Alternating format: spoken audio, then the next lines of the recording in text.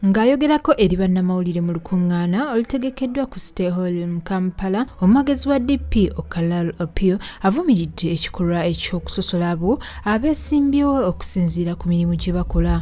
Wano era wasinzidde n'akoowola banna-DP banne okukuuma obumu ng'ennono yaabwe weegamba mu kweteekerateekera akalulu kano akakubye kkoodi ak'omwaka 2021. Waliwo n'ebyafaayo bya Democratic Party ku nsonga y'okwegatta.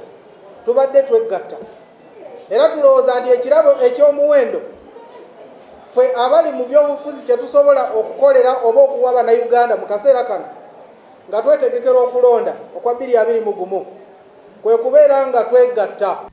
Opiyo mu kwogera kwe ategeezezza ku ky'omukulembeze w'ekibiina okwesimbawo mu kalulu k'obwa pulezidenti nti buli akiwagira atuukire bassentebe ab'oku zi disitulikiti babeeko empapula ze bajjuza eziwagira ekyo eky'okwesimbawo.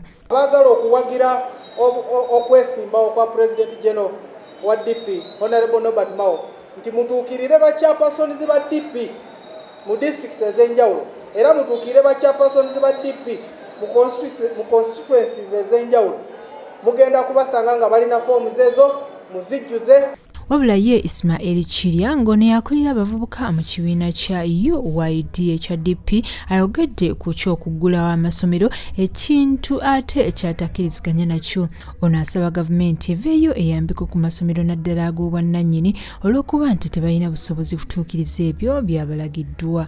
Tukimanyi bulungi nti gavumenti yennyini amasomero gaayo agasinga tegalina fences.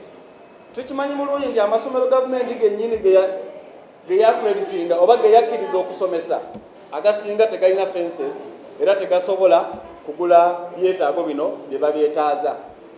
N'olw'ensonga eyo amasomero kye gagenda okukola kubanga gali mu kayaasi gagenda salawo okukkiriza gavumenti nti gajja bikola naye ate in the long run tebajja kukola ki? Tebajja bikola. Kale n'olw'ensonga eyo tuli kulabanga ensonga eno ey'okugula amasomero gavumenti eri tulaga nti obulwadde bwa COVID-19 oba oliawo yabulangirira kuleeta kigumaaza. Kimanyiddwa bulungi nti ebintu ebisinga byakugulwawo mu butongole olw'okuna lwa ssabbiiti eno omuli amasinzizo, amasomero nga byakugoberera ebiragiro bya gavumenti ebiriwo okulwanisa ekirwadde ki COVID-19. Rema Katumba ku lwa STV Select enjawulo.